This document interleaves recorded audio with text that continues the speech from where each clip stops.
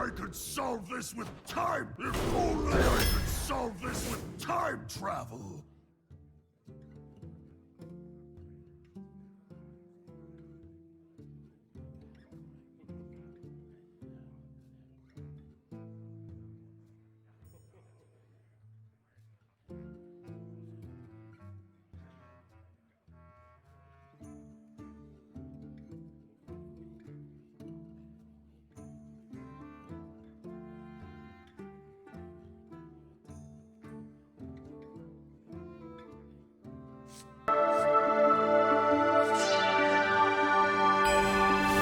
Hey guys, welcome to the Liberal Hive Mind, a channel solely focused on exposing the abundant hypocrisy of the left. The media vultures are out once again with their eyes on one of the same old targets that they always go after, Joe Rogan. You notice how these media hacks follow each and every move that a couple specific figures who happen to be anti-woke, people who have gone after the woke mob, and whenever they get anything that they can twist to be some sort of big thing or big scandal, 100 different articles are written in one shot, all attacking that one figure. This time Joe Rogan, we've seen it against PewDiePie, Ben Shapiro, a couple different figures. You guys know what I'm talking about. Outrage, clickbait articles, the ridiculous churning of fecal matter that they call journalism. Except this time, Joe Rogan came out swinging back and within a couple words made them all look like a bunch of total buffoons. This cancel culture, this ridiculous dynamic that we're living through with the wokerati, the Twitter sphere, and all of these journalist hacks is getting so far out of control, so far ridiculous, that there's no way it's not actively backfiring as they continue to make total fools of themselves. Let me show you guys what I'm talking about. Let's get after it, of course. But before we do, please make sure to leave a like, comment, subscribe, share the video as much as possible. We're still shadow banned by the YouTube algorithm, hidden from non-subscribed viewers. And with that out of the way, let's roll the tape. All right, guys, so Joe Rogan said something. I mean, isn't that what you do on a podcast? But it went against the media's narrative, the left's fear-mongering narrative. And so article after article were written. Joe Rogan anti-vax comments about young people created new headaches for Spotify. Joe Rogan draws big audiences for Spotify, but the hugely popular podcaster's habit of making controversial remarks and courting right-wing figures and ideologies keeps generating a backlash, both inside and outside of the audio giant. And it's funny the way they say this, how, quote, from their perspective, courting right-wing figures and ideologies generates backlash. Who does that make look bad? Joe Rogan, who gives people a platform to give their opinions, or the absolute petulant crybabies on the left who can't handle someone with an opposing viewpoint, and so they fabricate and feign outrage, create this backlash, this artificial backlash, because they're intolerant buffoons? You guys can answer that question for yourselves. But in the latest vexation, in the April 23rd episode of the Joe Rogan Experience, Rogan encouraged healthy young people to not get the COVID-19 vaccine. If you're like 21 years old, he said, and you say to me, should I get it? I'll go, no, he said in a conversation with comedian Dave Smith. Rogan commented that he believes vaccines are safe and that people at risk should get vaccinated. So in the title, when you said that he was anti-vax, you were just using that to slander him. Okay, I got it. Of course, everyone understands the connotation when it comes to anti-vaxxers. But as Joe said, he said people at risk should get vaccinated, noting that both of his parents have received the COVID-19 shot. But Rogan continued that if you're a healthy person and you're exercising all the time and you're young, you're eating well, I don't think you need to worry about this. We're talking about something that is not statistically dangerous for children, but yet people still want your child to get vaccinated, which is crazy to me. And so that's his perspective. Whether you agree, disagree, we get it. But that wasn't enough for the media hacks, now was it? Not only did they write all of these hit piece articles and of course try to implicate Spotify because that's exactly what they do. This is a big problem for Spotify, and all the articles will continue to write that. The PR team at Spotify is then forced to either issue a statement or start freaking out and something might happen. There might be repercussions or something negative down the line that affects Joe Rogan, aka cancel culture in full effect, going after advertisers and going after the company that you work for. That wasn't enough for them. They then had to create this new narrative the next day, because I mean, they have to keep churning out these ridiculous, because of course the fecal matter, which is their journalism, has to continue to churn. The first story wasn't enough. Now, Joe Rogan admits he's an effing moron for offering selfish COVID-19 vaccine advice. I'm an effing moron. Joe Rogan clarifies controversial vaccine comments, completely taking what he said out of context. Joe Rogan said this: I'm not a doctor, I'm an effing moron, and I'm a cage fighting commentator who's a dirty stand-up comedian who just told you I'm drunk most of the time and I do testosterone and I smoke some weed. But I'm not a respected source of information even for me, he said. Of course, being facetious, self-deprecating, you guys know exactly what he's talking about. For instance, in some cases, people in my real life, in my immediate circle, or friends that I meet will give me compliments, sometimes high praise, for some of the things that I've accomplished in the last year, and generally I'll respond with, whatever, I'm just a degenerate who has a microphone and says stupid things and posts it on the internet. It's a joke, it's a way of downplaying things, but all of the media outlets will say Joe Rogan's response is that he's an effing moron and he's just so sorry for what he's done. You see what I mean? They can't just give it to you straight. They gotta twist the narrative. They gotta twist everything to create a villain and to create an us versus them dynamic that continuously plays out, generates clicks, and has people on different side, well, also generates clicks if you think about it, clicking the actual article and then clicks of the us versus them, liberal versus Democrat, woke versus anti-SJW, you get it. It's the age-old tactic of divide and conquer. And now today, Joe released an official statement that pretty much ended the entire thing. Joe Rogan fires back at critics. I at least try to be honest about what I'm saying. It is over, ladies and gentlemen. And like most human beings out there, Joe's not perfect. No one is. That's the only reason that cancel culture can sustain itself. One thing that you can pretty much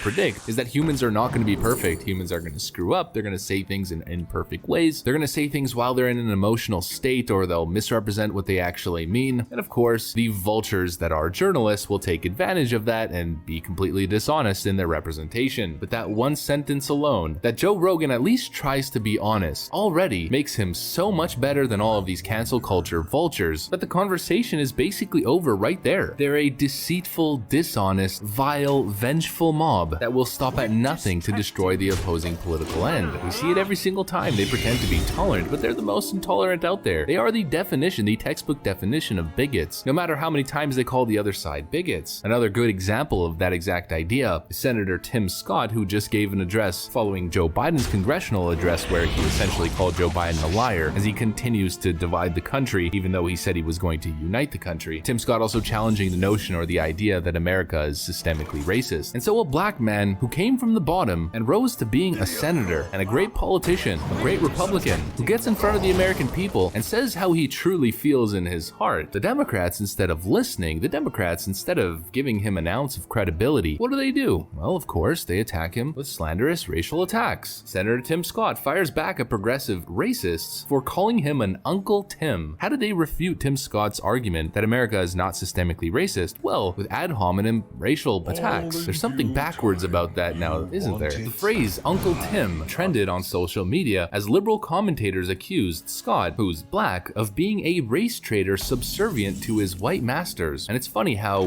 white people are the ones who are calling him out on that. White people applying social pressure, despicable social pressure, on an independent man who's accomplished so much in his own life, pressuring him with this ridiculous idea that he's some sort of race traitor. If anything, what's great about Tim Scott is that he is not subservient to his quote white master. Let's put the whole thing into perspective. Watch. The View's Joy Behar says Tim Scott doesn't understand systemic racism. Joy Behar lecturing Tim Scott about systemic racism. If that doesn't create the contrast, if that doesn't paint the picture that I'm trying to paint, then the only person who could possibly explain this is actually Malcolm X. And so let's just let him do it. There are many whites who are trying to solve the problem, but you never see them going under the label of liberals. That white person that you see calling himself a liberal is the most dangerous thing in the entire Western Hemisphere. He's the most deceitful. He's like a fox, and a fox is always more dangerous in the forest than the wolf. You can see the wolf coming. You know what he's up to, but the fox will fool you. He comes at you with his mouth shaped in such a way that even though you see his teeth, you think he's smiling. You take him for a friend. Alright folks, so that's the video that I got for you guys. If you enjoyed it, please make sure to leave a like, a comment, subscribe. I gotta get back to work. I want to thank you for watching, and I'll see you on the next one.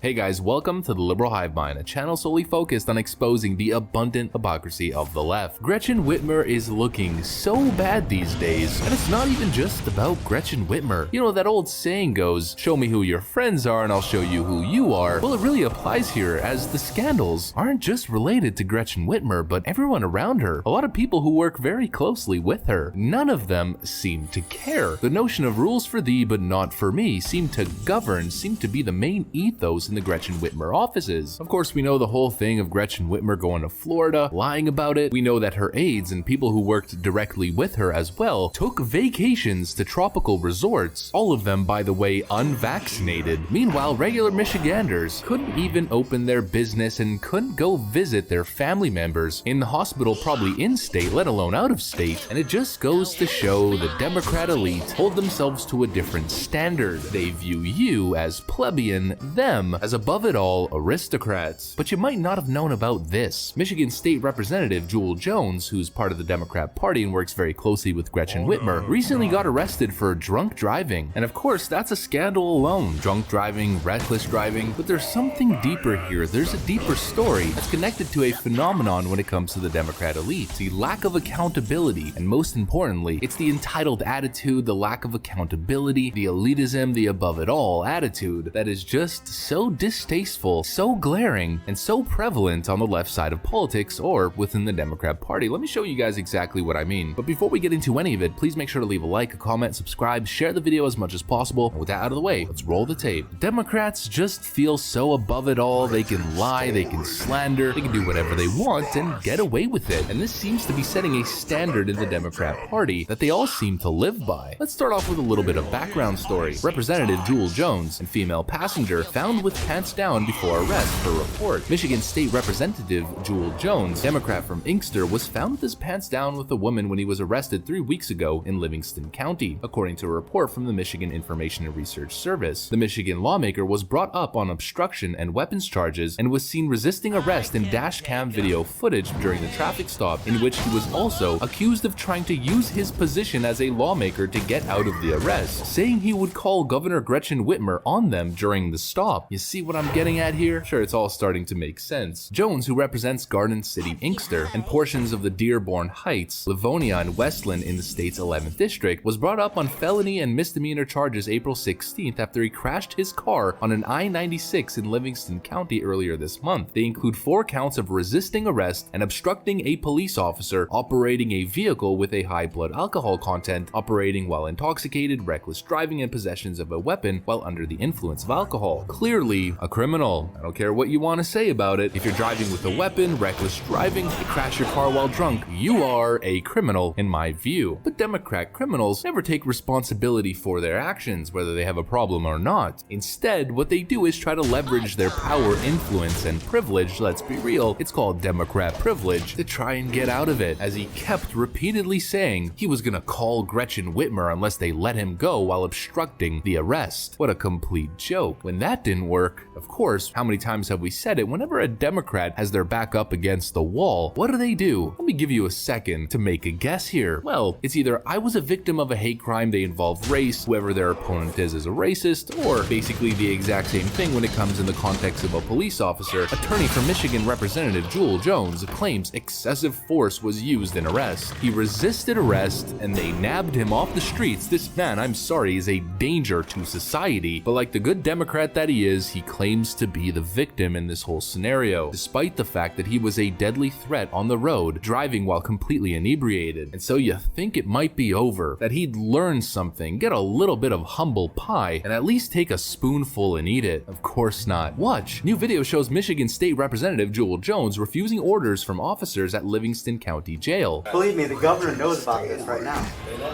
Yeah, and everything is being recorded. No, Gretchen called us, bud. Yeah, so you better start complying before Gretch finds out, bud. Even worse, because guess what? You know what? Big Gretch is the homie. Okay. If she finds out about this, she might be a little upset about the treatment. So I'm finding out because she's very serious about Oh, the I don't pandemic. think she has to worry about that. She's very serious about the pandemic. So I'm just wondering. If y'all say that's what y'all gotta do. You can't find it codified where it says I have to wear a mask when I take pictures because I know I've taken pictures of people before.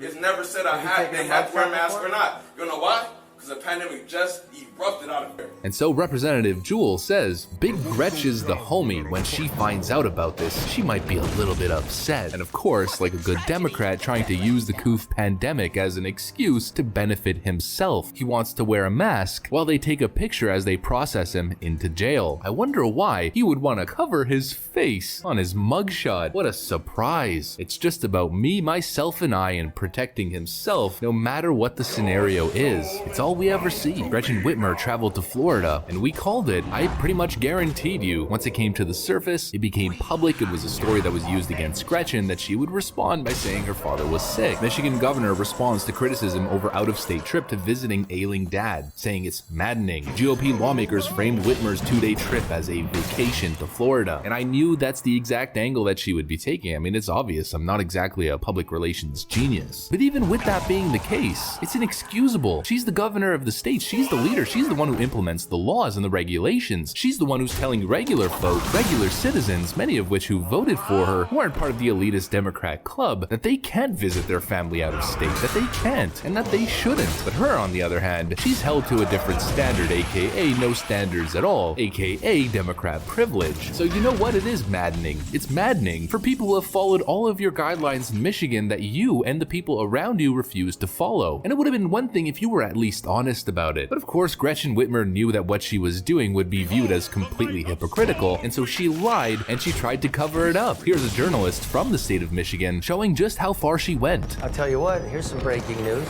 I was talking to the Florida State Police, and they don't have a record of her calling up and asking for some executive security, which is normally their course of action, so she didn't want anybody to know. So as she landed in, of course, she's a politician, she's a public figure. Generally, you'll either alert authorities or you might even ask for a security detail, a ride from the airport. You'll be protected as a government asset if you move around the country. She didn't alert the local police department. They had absolutely no idea that she was even in Florida. Why would she do that? Because she didn't want anybody to even know that she was there, aka being a deceptive Democrat, which seems to trickle down for people who work immediately under her and for other Democrats from the state, just like Jewel Jones. Probably the best part about all of this is that a Florida official sent Governor Whitmer tourism information after her trip. He sent her a tourism pamphlet. You gotta love it. How they get away with it over and over and over again. I just don't get it. How many times are we going to cover the exact same kind of story when it comes to Democrats, with seemingly little to no change in terms of political voting trends? How are people supporting these kinds of politicians? It just goes to show how powerful media propaganda is, and just the control, the stranglehold that they have on information really is. And just speaking of that, actually culminating in all of it, we have Jewel Jones using his political influence and connections to try to get out of being arrested. We have Democrats and their total hypocrisy and double standards. And then on top of that, information and disinformation coming from the media. Those three concepts all culminating into Hunter Biden. Hunter Biden ripped for teaching a fake news class at Tulane. Is this a joke? No, seriously, is that a joke? Crackhead Hunter Biden teaching a course on fake news. The entire curriculum probably surrounding Hunter Biden and how everything that's ever been reported on him is just a lie and fake news. Not exactly related to Michigan, but related to the concept of this video. The audacity, the gall of these Democrats to do it in your face over and over and over again and get away with it. There are seemingly no standards in the Democrat Party, and each and every year that passes by, somehow they find a way to have even less standards when they had no standards at all to begin with. How they do it and how they get away with it, I don't know. Either people are incompetent or they're absolutely genius. Or probably what's true is a mix of both. But that's the video that I got for you guys today. If you enjoyed it, please make sure to leave a like, a comment, subscribe, share the video as much as possible. I gotta get back to work. I want to thank you for watching, and I'll see you on the next one.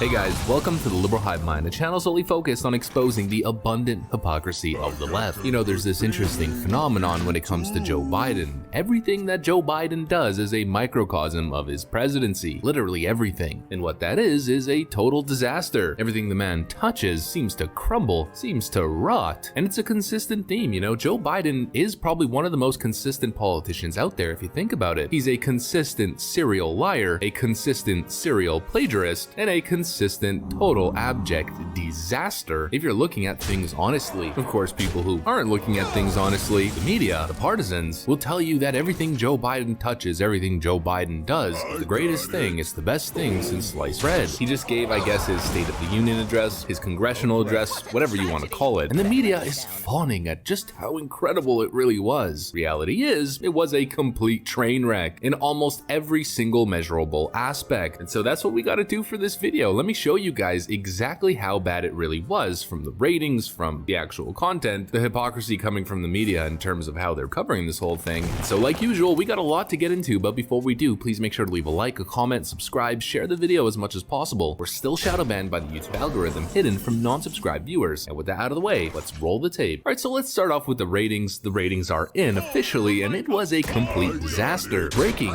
Joe Biden's address to Congress was a ratings disaster. Early numbers show only 11.6 million people tuned into Biden's speech to Congress on Wednesday night, way down from similar speeches by ex-President Donald Trump. In fact, then new President Trump's first speech to Congress on April 30th, 2017, drew around 48 million viewers, and although not all of the numbers are in yet to Joe Biden's speech, even according to vociferously pro-Biden Deadline, it was admitted that Biden's first address to a sparse Congress was one of the least watched in history, or in recent history. Deadline has Biden's speech viewership down 49% compared to Trump's speech, although those numbers don't add up very well. Their own article, given the best case scenario, pegs Biden's numbers at an anemic 13.5 million tops, which is not even a third of President Trump's numbers. But of course, they wrote down 49% because they're complete disingenuous hacks. Speaking of complete disingenuous hacks, CBS's junk poll claiming 85% approved of Biden's speech interviewed only 169 Republicans out of 1,000 viewers. Skewed polling metrics, what a surprise. CBS's new poll from YouGov, views of Biden's speech among speech watchers, within parentheses of course, 85% approve, 15% disapprove. Wow, it's the most incredible speech of all time. CBS interviewed 10,420 US adults and then cut down to about 1,000 viewers for their sample. Of the 943 people, 54% were Democrats, 510 viewers, 25% were independents, 235 viewers, and 18% were Republicans, 169 viewers were Republicans. Just barely 18%. You gotta be kidding me. That's not a poll, that's propaganda. And even the 25% of independents who probably actually watch this speech are probably the portion of independents who skew for liking Joe Biden in the first place. Most people would rather literally do anything else than watch Joe Biden's speech for an entire hour. Not only was the context of what Joe Biden was speaking of absolutely boring and useless, but the delivery, I mean, God. Joe Biden's speeches could put the entire industry of selling melatonin and capsules out of business. The man's a walking,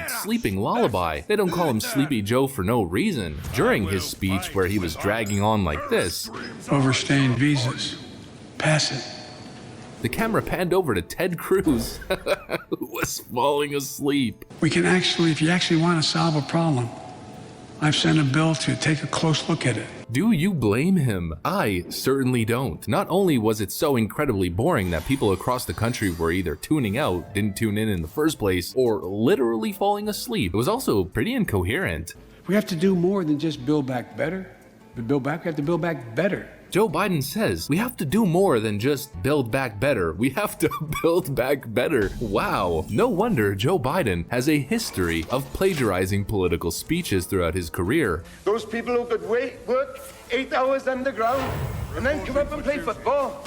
My ancestors who worked in the coal mines in northeast Pennsylvania don't come up after 12 hours and play football for 4 hours.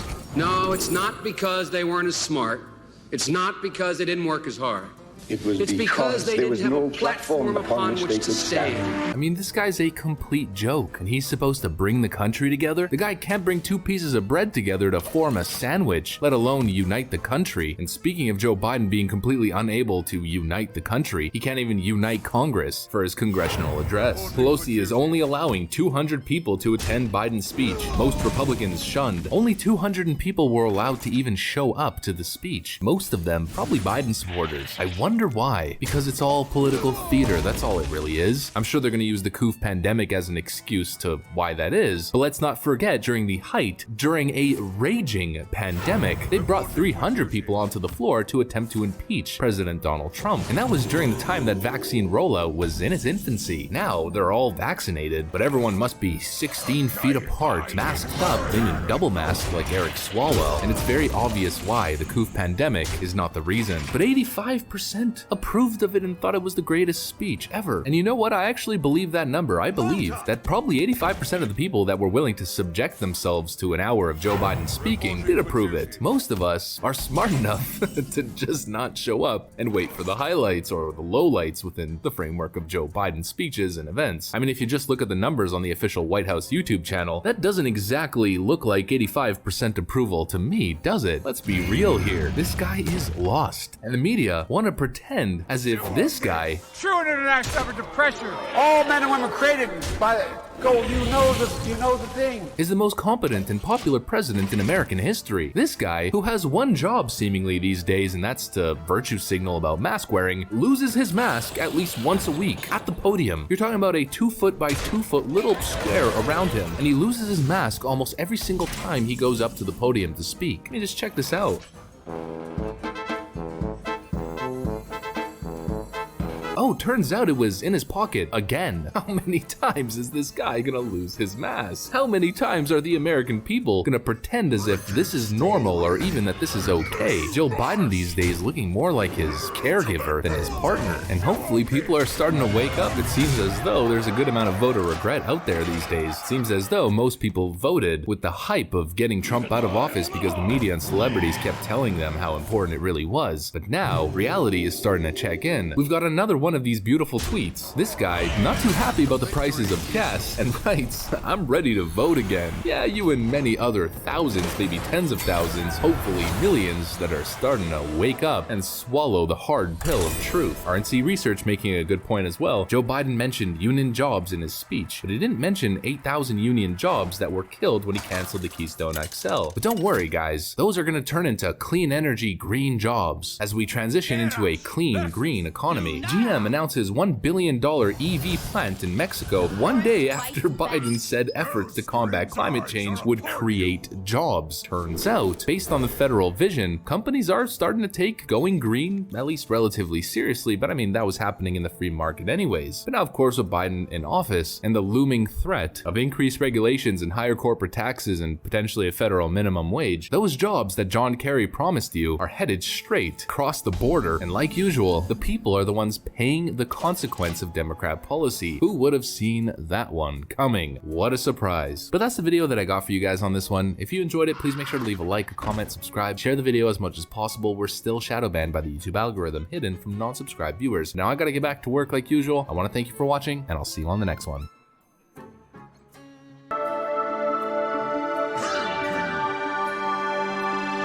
Hey guys, welcome to the Liberal Hive Mind, a channel solely focused on exposing the abundant hypocrisy of the left. The Democrats, the disingenuous Democrats, the partisan Democrats, they take it to a whole other level. They take lying, slander, smear, but most importantly, the all-encompassing factor above everything that I just named is partisanship. Democrats take being partisan, being divisive, attacking the other side of the aisle and protecting their own further than anybody else I've ever seen. It's a cult, folks. And the cult always protects the hives. The bees always protect the hive, I guess you could say. And that's a topic that we got to talk about for this video. How Democrats are willing to completely subvert law and order, completely willing to subvert the judicial system, the concept or the notion of being innocent until proven guilty, as long as it gets them a headline, as long as it helps them perpetuate their narrative. And they do it over and over again. They don't care about the facts. They don't care about an individual's right to a fair legal process if they are Republican, and of course, if they're a Democrat and they're on their side, and of course if they're not politically expendable, then they'll defend them. And then of course due process doesn't matter because Democrats get the benefit of the doubt. Republicans, of course not. And so that's the topic that we got to get into. Absolutely ridiculous headlines, ridiculous Democrat responses and reactions to the most recent news cycle. Let me show you, and let's talk about just how egregious it really is and what it means for hopes of partisanship going forward. We've got a lot to get into, but before we do, please make sure to leave a like, a comment, subscribe, share the video as much as possible. We're still shadow banned by the YouTube algorithm, hidden from non-subscribed viewers. With that out of the way, let's roll the tape. Alright folks, so let's start off with disingenuous Democrat number 1, Nancy Pelosi, or probably Queen Disingenuous Democrat. Pelosi very recently on the record saying, "I will never forgive Trump Capitol rioters for trauma they have caused." And here we go again. The Democrats have picked their narrative. Joe Biden gave his speech, where of course one of the first things that he said, or one of the first things he had to do, was go after the Trump base and say the Capitol riot was the worst attack on our democracy since the Civil War. And so the leftist hive mind has picked their point of battle and they go all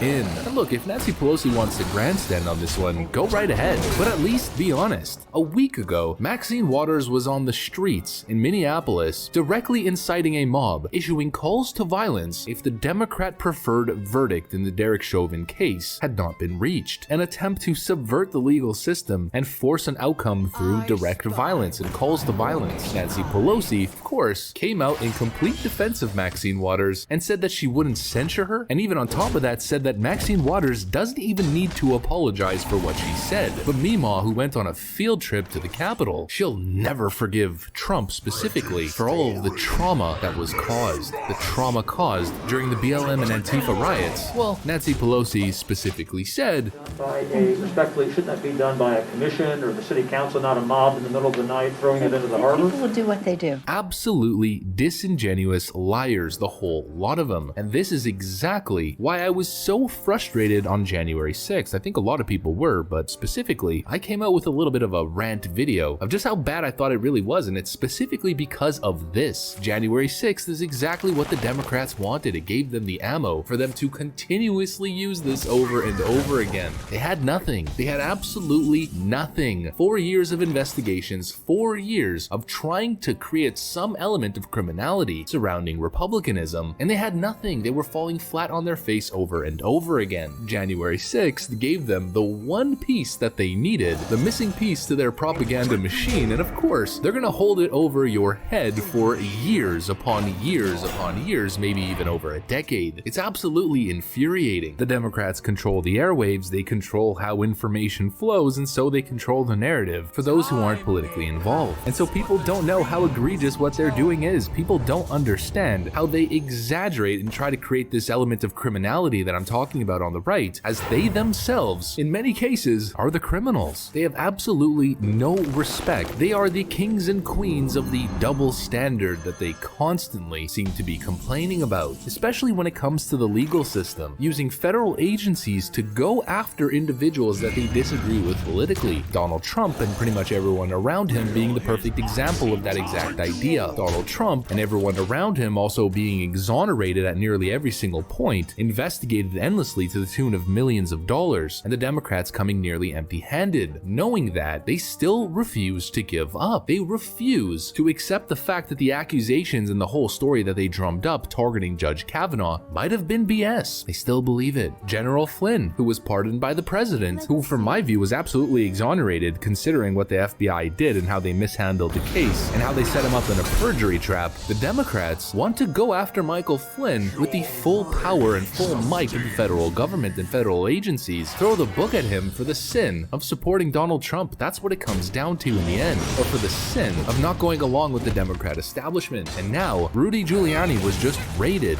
What exactly? We don't know. You might have an idea, an inclination as to what exactly is going on here. I don't have any opinions because the facts haven't come out yet. But without the facts, in any scenario that we've seen that's even slightly related to politics whatsoever, when have the Democrats ever cared about being armed with the facts or not? They don't. And so not understanding the true nature of what's going on here, or maybe they do know, and maybe that makes it a whole lot worse. The Biden DOJ raids Rudy Giuliani's home and office in Manhattan, and the Democrats coming out like her, it's all pushing the exact same talking point about how this is justice and how good it truly is that the federal government is going after the former president's lawyer. Democrat Representative Jayapal looking absolutely happy about this whole thing, glooming a smile from ear to ear on Giuliani raid. I'm glad the FBI is doing what they're doing. Why? What's the reason? What's the logic? Where is the proof of criminality that you are so aware of, or that you have factual basis to be so happy that the FBI is going after Rudy Giuliani? She doesn't have any. The only reason she cares, the only reason it's important to her is because it's politically convenient for the narrative that she's pushed for 4 years that Donald Trump is a Manchurian criminal candidate and everyone around him is complicit in his crime. The only crime that we've seen thus far is being a Republican. Schiff on Giuliani raid. Adam Schiff, the absolute gall after lying to the American people for 4 years. The fact that he can even show his face anymore is a complete farce. He says, I'm delighted he is being treated equally under the law. Equally. The fact that Adam Schiff is not behind bars is surprising enough to me and proves that there's no such thing as equally within this framework. Once again, again, serial political liar Adam Schiff, the only reason he's doing victory laps on MSNBC is due to the fact that he's looked like a monumental fool, lying to the American public about more than circumstantial evidence, and Donald Trump, him having definite proof that Donald Trump is a Manchurian Russian candidate, and this saves his own behind. He doesn't care about whether or not Rudy Giuliani did anything wrong, or whether it's even related to him or any of the talking points that he's mentioned. It's just a win for him because he could say, I told you so. I told you Trump and everyone around him were criminals. Of course, before any due process or any evidence or any charges or pretty much anything has come out. And Adam Schiff doesn't care about justice. Adam Schiff cares about himself, like the rest of these crony politicians. Adam Schiff to release book detailing his view of the Trump impeachment. What a surprise, lying to the American people for years about the president being a traitor to the country, all culminating in the glorious Democrat justice of writing a book and trying to make millions of dollars off of it. Wisen up to the grift, folks. That's all this is. The Democrats never had anything on Donald Trump or anyone around him. The Democrats only care about one thing, and that's power, that's greed. And every single one of them, James Comey, Hillary Clinton, Adam Schiff, Nancy Pelosi, they make these massive stories with absolutely no evidence whatsoever, and it always ends in writing a book. They're playing you for fools, and they're rich for it. I don't even blame them at this point. I blame the American people. They're just doing what works. The American populace are the ones who make them rich and fall for their games each and every single time. For the Democrats, from their perspective, is if it works, it works. If it ain't broke, then don't fix it. It's not broken for them, but it's definitely, fundamentally broken for you. Wisen up, folks. The grift is real. But that's the video that I got for you guys on this one. Hopefully you enjoyed it. If you did, please make sure to leave a like, comment, subscribe. I gotta get back to work though. I want to thank you for watching, and I'll see you on the next one.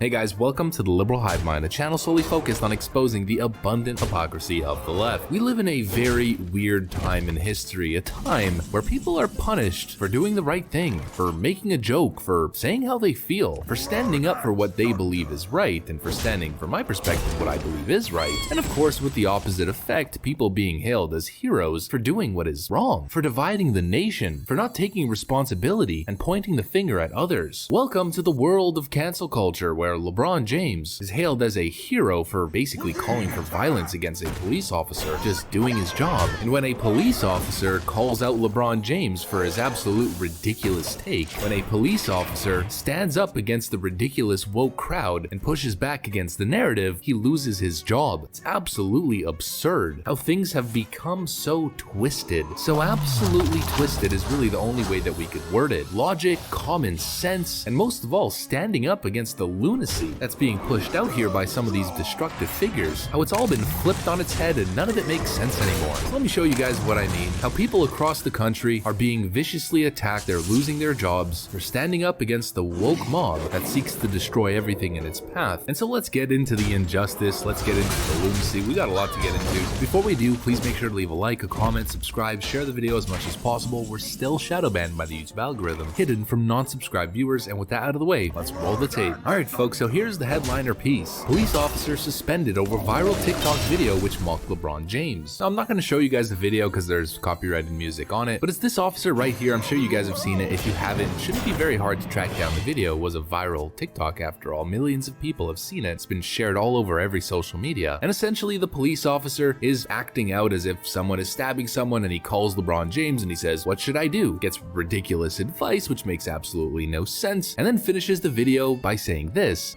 I mean, it doesn't make a whole lot of sense, but then again, you are really good at basketball, so I guess I'll take your word for it. And it's just a video done in jest, and I really don't blame police officers for doing this stuff. They're dealing with the complete lunacy of the radical leftist mob that continues to vilify and attack them and push out the most ridiculous talking points, using them as fodder. How long are police officers supposed to take this from LeBron James and the like and just not do or say anything? How many times can you be walked on, stepped on, ignored, disrespected, slandered before you stand up and say enough is enough? And that's exactly what police officers are saying. And what do they get for it? He gets fired. You guys might have seen this incident right over here. Again, I'm not going to show you guys the video, but it's this police officer. I'm sure you can find it. These police officers are just doing a routine stop. I'm not exactly sure what happened. Maybe they're arresting someone. An individual pulls out their phone, starts filming the police officer, and continues to ask over and over again, "Are you going to shoot me like Ma'Khia Bryant?" Absolutely out of nowhere, the police officer is just standing there. Why would he shoot anyone? To To which the police officer, of course, absolutely fed up, says, well, are you gonna stab someone like her? And guess what? The police officer got fired. For what? For standing up for what's right once again. This narrative as if this police officer is just gonna pull out a weapon and use it on someone just because of the color of their skin or because he's a police officer and so therefore he must be enforcing white supremacy and blah blah blah is complete lunacy. And people have been brainwashed to believe this stuff. And to add irony to this, that police officer who got fired for responding frankly quite cleverly is a graduate from HBCU, aka historically black college or university. He went to Howard University, at least from what I've gathered. But no, he got fired for defending himself against a ridiculous slander. These are the people who are getting reprimanded, vilified, fired. For doing what? For standing up for what's right. And it's continuous. It's not just with police officers. Black talk show host defends police shooting of Ma'Khia Bryant and faces vicious backlash. A co-host on an influential black talk. This is DJ Envy, who's been on Charlemagne the God's show for years now. And he specifically said, this situation, my only thing is, and you're talking to somebody whose father is a retired cop, alright? Casey said. Now when that cop pulled up, he doesn't know friend or foe. He doesn't know who called the police. Every case is different, and in this case, if I pull up to a scene and see a girl chasing another girl trying to stab her, my job as a police officer is to make sure the girl doesn't get killed. And the law allows me to stop that killing or stop that stabbing by any means necessary. That's what the law allows me to do. Many of the show's listeners were furious that Casey refused to follow the racial narrative about the incident. DJ Envy, annoying TF out of me the past few days. You cannot justify that officer killing that girl, WTF. Every time a police shooting happens, DJ Envy, corny A, always gotta remind everybody that his dad was a cop. Maybe it gives him some perspective, hello? Let's make sure DJ Envy keeps the same energy when one of his children gets targeted by the cops. Well, what if your children was being targeted by the criminal trying to thrust a knife in them? You would be thanking that police officer. Talk about an argument falling flat on its face. And again, it's always the vocal minority. It's the minority of people who speak the loudest. Poll: 70% of black Americans support the job their local police are doing. Obviously. A CBS News/YouGov poll released on Sunday found that 70% of black Americans believe their local police are doing a somewhat or a very good job. The remaining 30% said the police were doing a somewhat or a very bad job. The results for whites were 82% to 18%, respectively. Among Hispanics, 77% rated their local police favorably compared to 22% unfavorably. Overall support for local police came in at 79% to 21%. And so the difference really isn't that much. Whites account for 82% to 18%, Hispanics 79% to 21%, and within the black community 70 to 30%. What's the difference? Honestly, considering the amount of propaganda that's being spewed out there each and every single day by thought leaders, the fact that 70% remains just shows you that people have their heads screwed on straight, and that people know that this bourgeoisie, latte liberal perspective of defunding the police or attacking police officers is not going to benefit them, especially not in neighborhoods that are subject to higher levels of violence and more specifically gang violence. That's the last line of defense that these vulnerable communities have. But fancy latte liberals don't care. Seattle chocolate store slammed on social media after refusing to serve police. Actions of employees routine throughout chain. How woke. It feels good, it's cool to say F the police, yada yada yada, blah blah blah. A bunch of misled, confused, lost liberals who are clearly out of touch with what minority communities truly need. They've been led astray. But this is the type of stuff that in modern culture is heralded as heroism. But what DJ Envy said and what these police officers are saying and what many people in the community are saying, don't listen to them, of course not. Listen to the grifters. Don't listen to the facts. Don't pay attention to what's really going on. Gang murders rise. Democrat-run Los Angeles slashes gang unit. Oh well, that's definitely gonna go real well. Good job, Democrats. Keep it up. It went really well in New York now, didn't it? Mayor Bill de Blasio's NYC sees 46 shootings during 1 week. New York City turning into the hate crime capital of the world, and now it seems as though they're trying to beat out Chicago for the most dangerous city in America. You get what you vote for, folks. That's just the way it is. You get what you vote for. Speaking of which, I mean, while we're on the topic of New York, change the subject a little bit. New York Times bombshell report says Andrew Cuomo's COOF death cover-up was much worse than previously known. Who would have thought that one, that they underreported the numbers that they had supposedly underreported?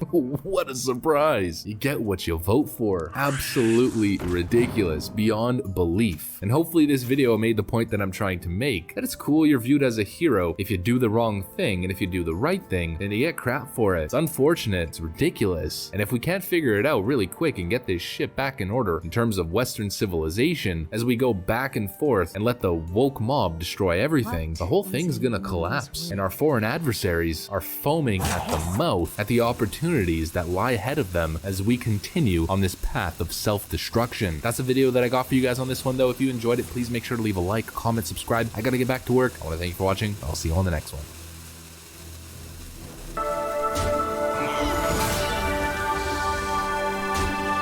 Hey guys, welcome to the Liberal Hive Mind, a channel solely focused on exposing the abundant hypocrisy of the left. Every now and then, something will happen where the Democrats will have a little bit of a Freudian slip, and for once, of course completely unintentional, Democrats will tell the truth. It's something that rarely happens, but when it does, it's never on purpose, it's always accidental, hence the Freudian slip. And so what the Democrats have been talking about for the last however many months, however many weeks, has been Jim Crow voter suppression, Joe Biden talking about Jim Eagle, voter ID is racist, yada yada yada, the Democrats labeling Republican voter integrity laws as racist or voter suppression. They're just trying to do the right thing by the voter, when in reality, it's all about winning. Or in this case, it's all about not losing, as Chuck Schumer comes out and finally admits, given the election integrity laws that have been passed across the board, across states, that they're in serious jeopardy of losing the Democrat majority going into 2022.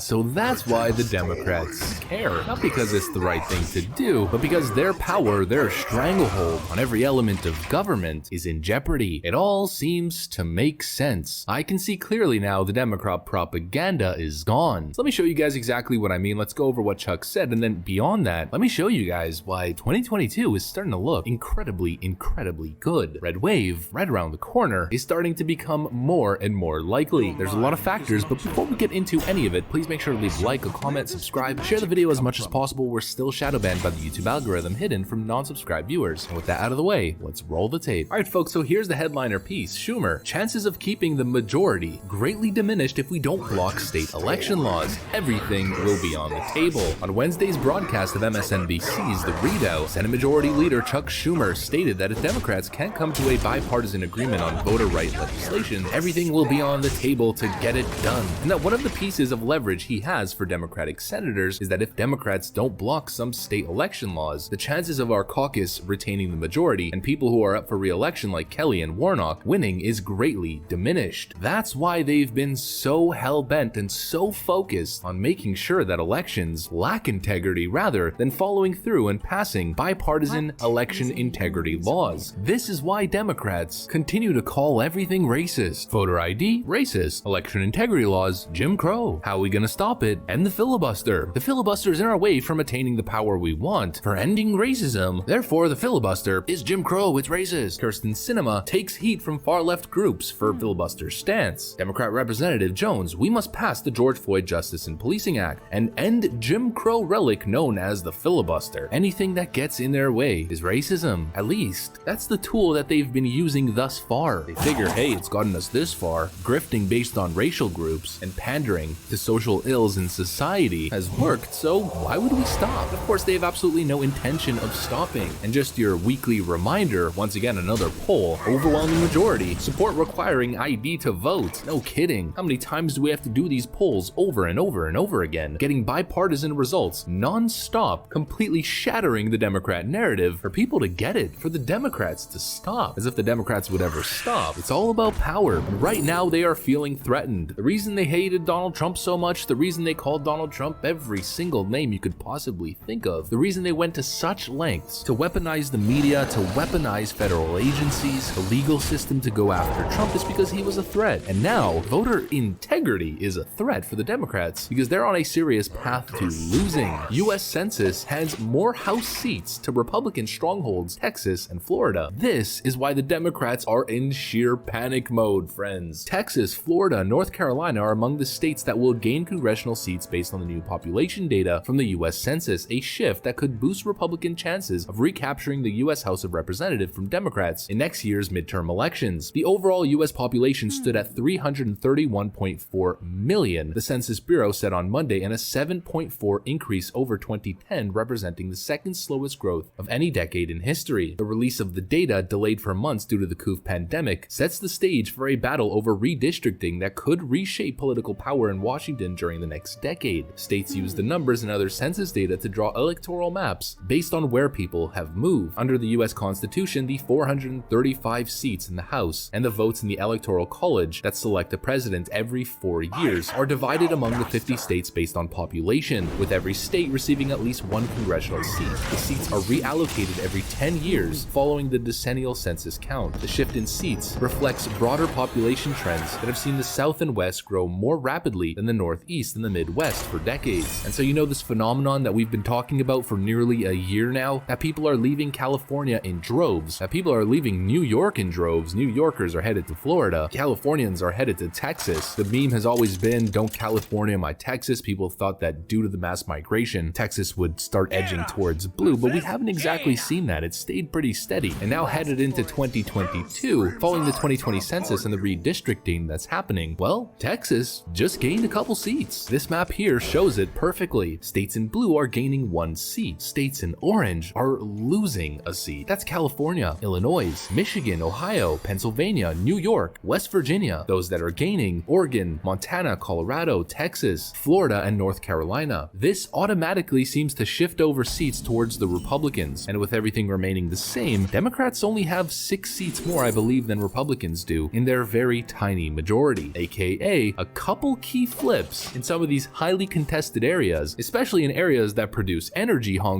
under the Joe Biden administration. Well, it's looking very likely that the Democrats are doomed. And speaking of Joe Biden's America and the Democrats being doomed, Donald Trump planning to bring back MAGA rallies. He's headed back on the campaign trail to take over the House and the Senate by 2024. 2022 would be absolutely amazing. I think the House has a pretty good chance, but the point is, Donald Trump is headed on the road, as Joe Biden is going to be hiding, cowering, fleeing, get me out of here as fast as possible, or more like the Democrat establishment telling him to get in the cellar. Donald Trump's going to be out there combating the establishment like he did in the first place. And I'd say that's probably going to be a breath of fresh air, because it just hasn't been the same without him. And of course, the liberal media industrial complex is already getting ready for battle. Reports: CNN caught trying to spread opposition research in Alaska. CNN has reportedly admitted to spread opposition research in Alaska against Kelly Tshibaka, a pro-Trump primary challenger to Senator Lisa Murkowski. Now, of course, it isn't going to bat for a Democrat. A Democrat would never win in the state of Alaska, at least not the Senate race. But the point is, they're doing everything that they possibly can to stop the America First candidate. That's starting to skyrocket in the polls, as Lisa Murkowski has all but ended her own political career. Report: USA Today allowed Stacey Abrams to edit column on Georgia boycotts that made her look bad. It's already started. It's going to continue. The Democrats are going to get into full propaganda mode. The media outlets are going to do exactly what they do best: lie and play defense for the Democrat Party, trying to stop what seems at this point to be the inevitable collapse of the Democrat majority in 2022. I mean, they barely held on to it. In 2020, let's be real, the Democrats held on to their majority, but they got absolutely smoked when it came to toss-up races. It wasn't even close. They lost over 10 seats. Now we have election integrity bills that are being signed across state legislatures in some of the most key states out there, which is why, of course, the Democrats have been trying as hard as they can to pass H.R. 1. It's why they want to end the filibuster. It's why they're pushing for DC statehood. These aren't political plays to do the right thing. These are political plays to save themselves from the inevitable defeat that lies right in front of them. So I feel like good things are around the corner. Hopefully, we'll have to see. But in my books, if the Democrats are panicking, if the Democrats are going to be pushed away from the levers of power even a little bit, well, that's a good thing. But that's also the video that I got for you guys on this one. If you enjoyed it, please make sure to leave a like, comment, subscribe, share the video as much as possible. We're still shadow banned by the YouTube algorithm, hidden from non-subscribed viewers. Like usual, I gotta get back to work. I want to thank you for watching, and I'll see you on the next one.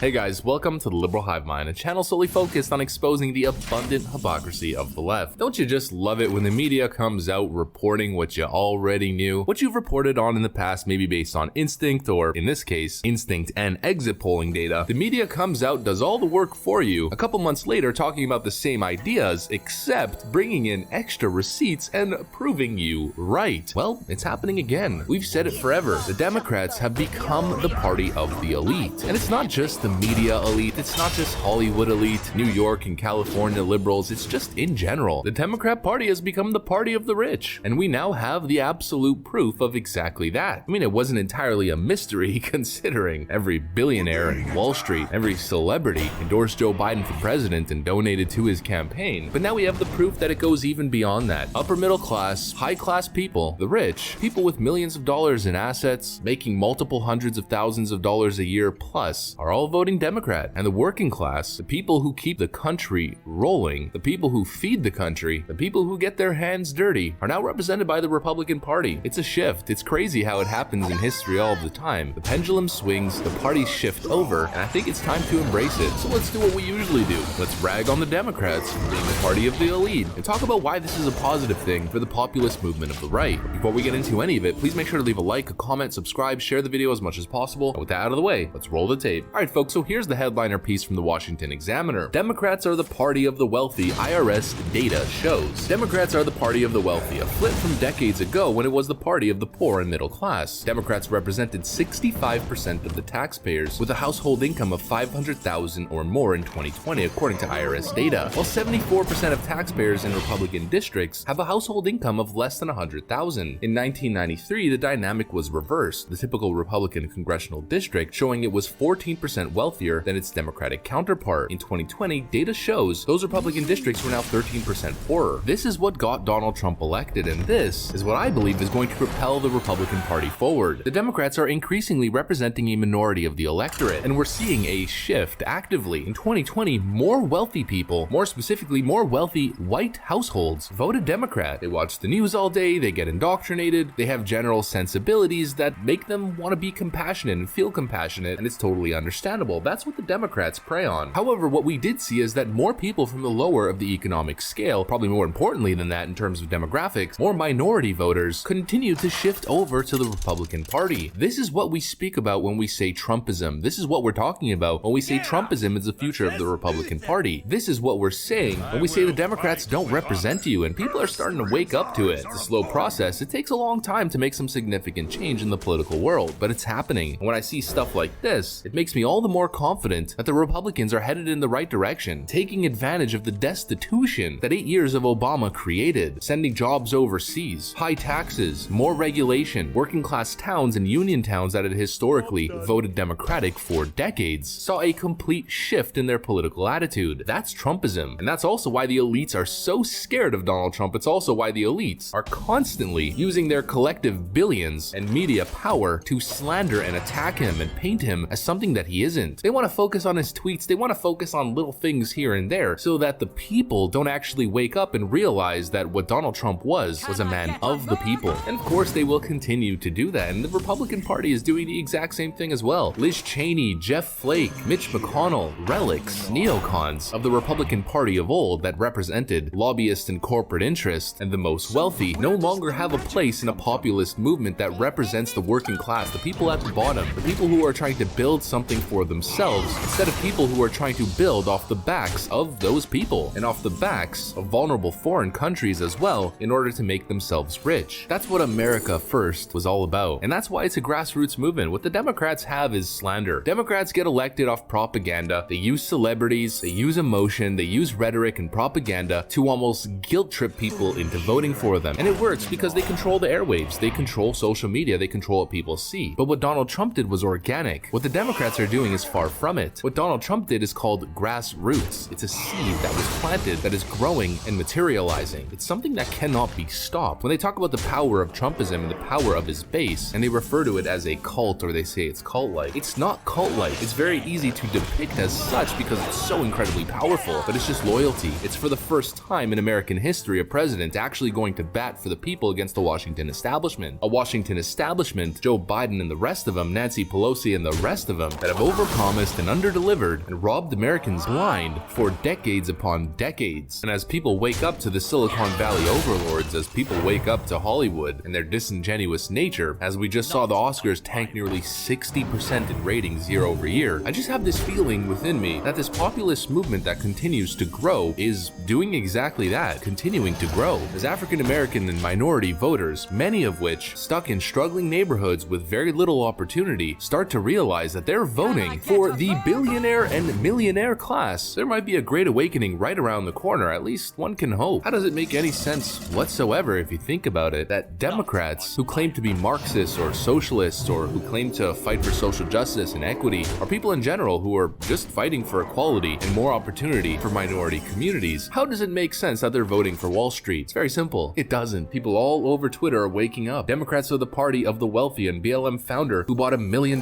mansion. These people lied that the socialist policies they push are for the people, but in reality, they make the little people equally poor while they make themselves rich. And speaking of that exact notion, the grift of Democrat activists, LA Jail Reform Group funded by BLM co-founder, this is what we covered just the other day. Patrine Cass-Coolers, the BLM co-founder, or the big tech lobbyist who took millions upon millions of dollars from Facebook, Twitter, and Netflix. She's the founder of this LA Jail Reform Group as well as BLM, and that group specifically spent $26,000 on meetings at luxury Malibu resort. Yeah, I'm sure they were business expenses. I'm sure that they were just meetings at a Malibu resort. What do you think that was? Every business owner in the entire world knows that when you go on vacation or when you travel the world, a lot of the times you can write it off as a business expense, and it helps you save a couple taxes here and there. This is a whole other level. This is taking money, promoting activist causes, having a group that's supposed to be benefiting people, not money that you generated from a business. This is money that you generated on people's good faith, giving them a promise that you're going to help ameliorate their society, taking that money and then going on vacation at a Malibu resort with you and your friends. That is the Democrat elite. That is the grift. That is the, we care. We really care about you. Give us your money. Elect us. Elect our leaders. And then do absolutely nothing but enrich yourself and the people around you to be part of that millionaire club, to be part of the Hollywood elite or the New York establishment elite. You Democrats who claim to be anti-corporatists, voting for Nancy Pelosi and Joe Biden, spewing the same talking points as Best Buy and Coca-Cola and Delta Airlines. Defund the police and defund the military, man. As you vote for Joe Biden, who just released the spending package, funding the military even beyond what Trump was doing, are being played for fools. You talk about tax the rich. AOC even sells a shirt. She's part of the party that is completely controlled by the rich, and she's controlled by the party. AOC would probably be able to get more done as a Republican than she would as a Democrat. As weird and backwards as this sounds, AOC would probably be able to get more done as a Republican than she would as a Democrat. Her own party doesn't want her. Her own party laughs at her, and she hasn't even got a single bill on the floor. She can't even get it approved to hit the floor and to have a vote. After nearly 3 years in office, Joe Biden talking about taxing the rich. Said this before and I'll say it again. If that was the case, then why are the rich voting for Joe Biden? People don't vote to pay more taxes. Maybe some people in the middle class who want to feel better about themselves and be benevolent, but for the most part, especially major capitalist organizations and major CEOs and Wall Street billionaires and millionaires, you think they're voting to pay more in taxes? Give me a break. Oh, but Hivemind, they support increasing the minimum wage. Yeah, because they want to put normal people out of business. They're the only ones who can support it. They want an oligarchy. They want a monopoly over the market. You're being played, your policies make no sense, and you are the party of the rich. And the Republican Party is becoming, not yet, but it's becoming the party of the working class. And if the positive populism of the America First movement continues, and these corporate rhino neocons continue to get censured, and more importantly, primaried, then it's just good things to come. And let's see what happens. 2022, I'd say, was looking pretty grim, but as we go forward, it's looking more on the up and up, and let's just see what happens, folks. I think Gavin Newsom's recall election in California is going to be a telltale sign, and let's just see what happens. I gotta get back to work. I want to thank you for watching. I'll see you on the next one.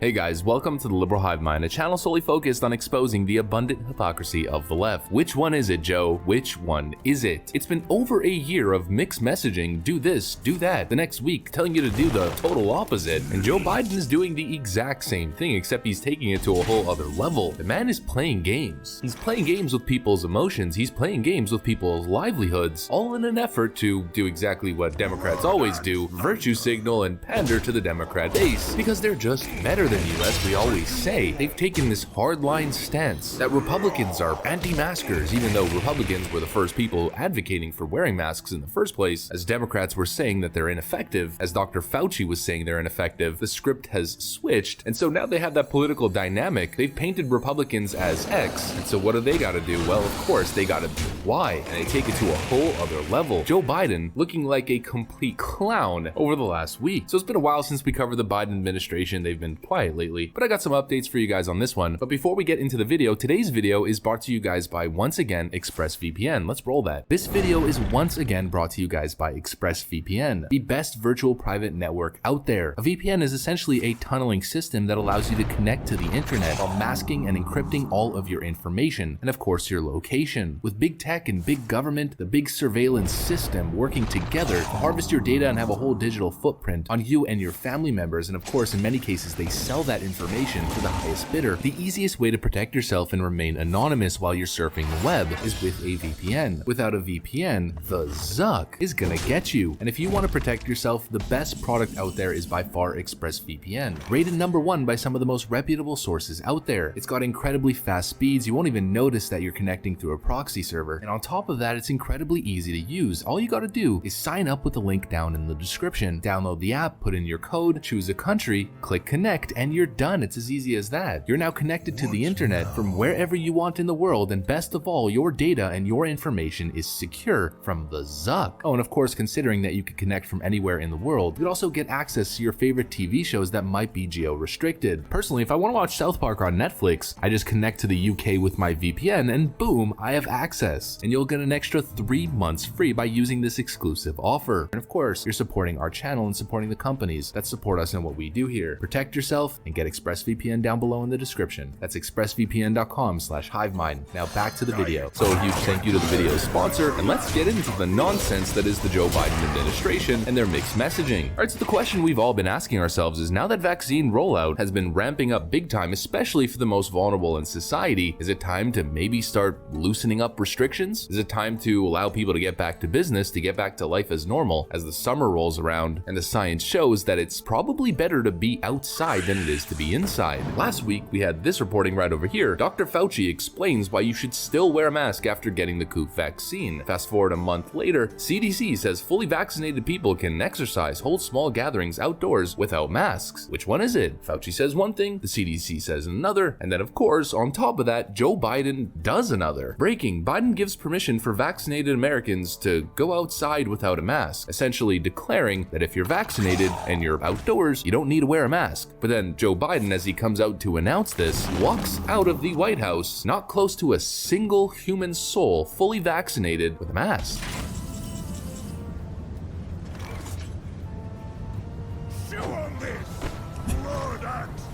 Good afternoon. And so, which one is it, Joe? The American people need to know. The American people need some element of positivity, which is something Donald Trump was constantly doing as the pandemic initially raged. The people need to see a light at the end of the tunnel. The people need to know that there's going to be some semblance of normalcy in the near future as the vaccine is out. Things are supposed to get better. You're supposed to project some sort of optimism. Joe Biden and everyone around him is fully vaccinated. Then why is it that Joe Biden continues to fearmonger and push the possibility of returning to normal life further and further back? Well, it's due to the fact that the whole thing is a massive virtue signal. It's all politics. It's not about saving lives. It's about perpetuating the narrative that Democrats are better people than you. The Democrats just care, even though their actual actions outside of the virtue signaling and surface level pandering prove each and every single time that they don't care, unequivocally. And here's Joe Biden once again during a summit with world leaders, a virtual summit with world leaders, Joe Biden by himself at a desk wearing a mask, as every other world leader seems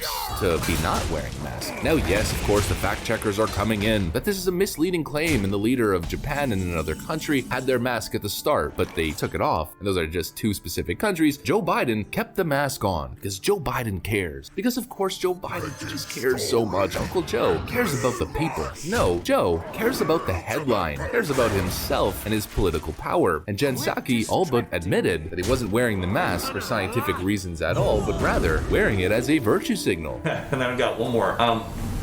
Why was President Biden the only world leader at the climate summit Zoom who was wearing a mask?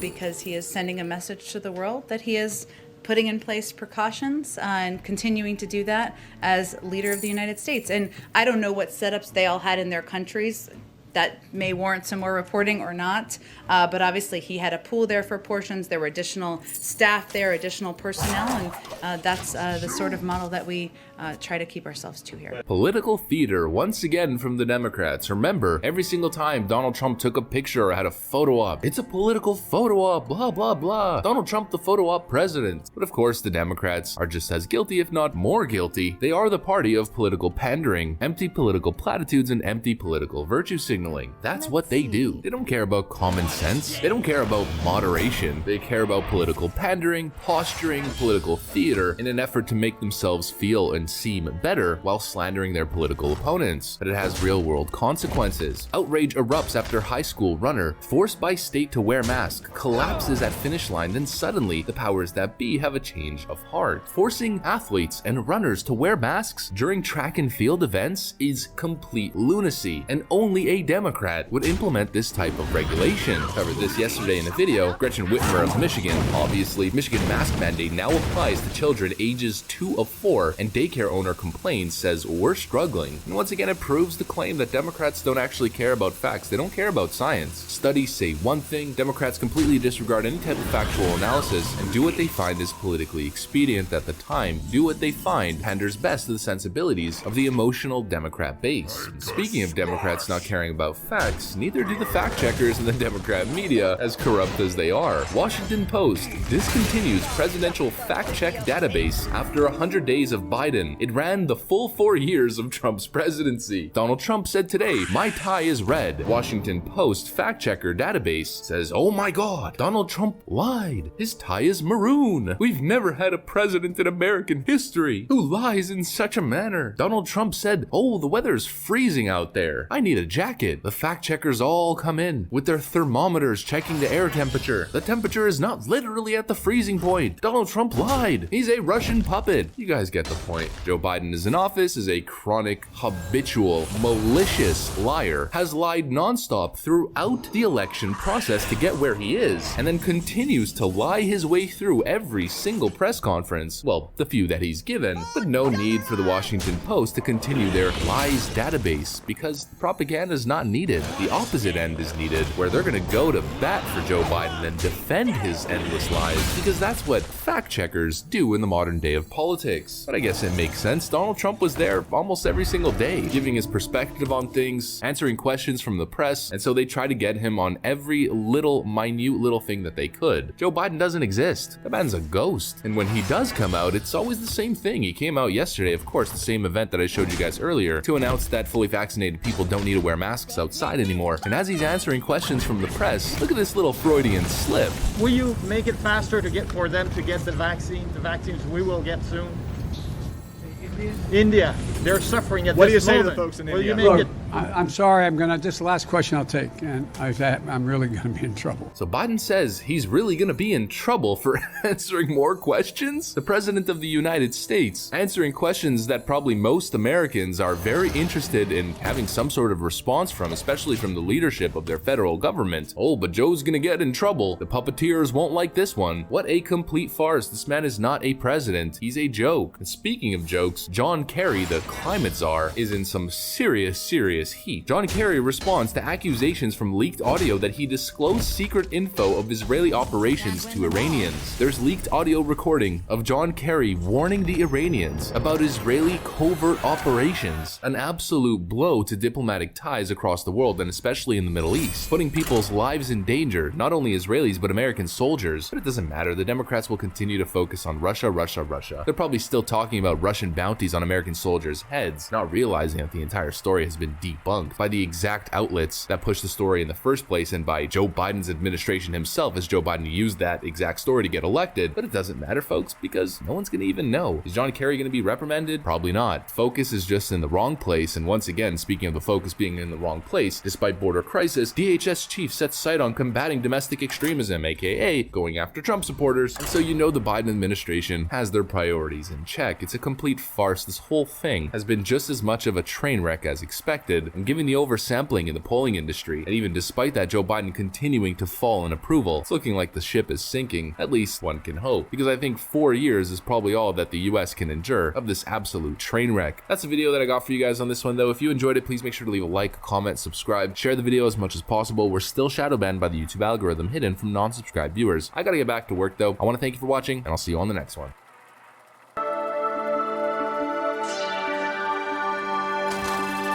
Hey guys, welcome to the Liberal Hive Mind, a channel solely focused on exposing the abundant hypocrisy of the left. Gavin Newsom is done, folks. The man is done. Nancy Pelosi's little buddy nephew is officially being recalled. It's an effort that's been going on for months now, and officially they have the signatures. Officially, an election is about to happen, and potentially the Democrat failure that is Gavin Newsom, well, he might be out. And the craziest part about all of this is that a Republican might take his place. I mean, let's be completely honest, Democrats don't exactly show up outside of the main political season where they just mindlessly vote for whoever a celebrity tells them to. Republicans, on the other hand, have mobilized beyond expectations to get this recall in the first place, and you know that they're going to show up to vote and get this clown out of office. Not to mention, even Democrats are sick of him. So this, of course, we got to talk about in this video, folks. And the best part of all of it is that Gavin Newsom is shaking in his boots, and I'm going to prove that to you. The man is freaking out. He is in total panic mode. The narrative is shifting, and these Democrat leaders who were hailed as heroes are falling one after another like a bunch of stacked dominoes. We got some stuff to get into, but before we do, please make sure to leave a like, comment, subscribe, share the video as much as possible. We're still shadow banned by the YouTube algorithm, hidden from non-subscribed viewers. Recommendations to people who are not subscribed to the channel are down nearly 90 to 99% depending on the video. Just share the video, and of course, with that out of the way, let's roll the tape. Alright folks, so here is the headliner piece. Breaking: campaign to recall Governor Gavin Newsom has obtained enough signatures to trigger a special election. California governor blamed white supremacy and conspiracy theorists. It never gets old. It's crazy how they can just continuously do it over and over and over again. Anytime they're met with any type of scandal, any type of scrutiny whatsoever, they play the same card. You can't just keep playing it over and over again, expecting people to take you seriously. The campaign to recall California Governor Gavin Newsom has obtained enough poll signatures to put the issue on the ballot, according to the Office of California's Secretary of State Monday. The campaign needed to confirm 1.5 million signatures in order to get on a ballot and trigger a special election. Newsom responded by tweeting a video claiming the recall effort was backed by white supremacists, anti-vax Q extremists, and funded by the Republican Party. Take a look at this ridiculous video. Who's behind the partisan recall of Governor Gavin Newsom? Anti-vaccine Q extremists, violent white supremacists like the Proud Boys who attacked our nation's capital on January 6th, and the same right-wing Republican politicians who supported Donald Trump's attempt to overturn the election. Of course, paid for by the Republican National Committee. Instead of helping fight the pandemic, national Republicans are coming to fight Californians. Stop the Republican recall. It's a power grab.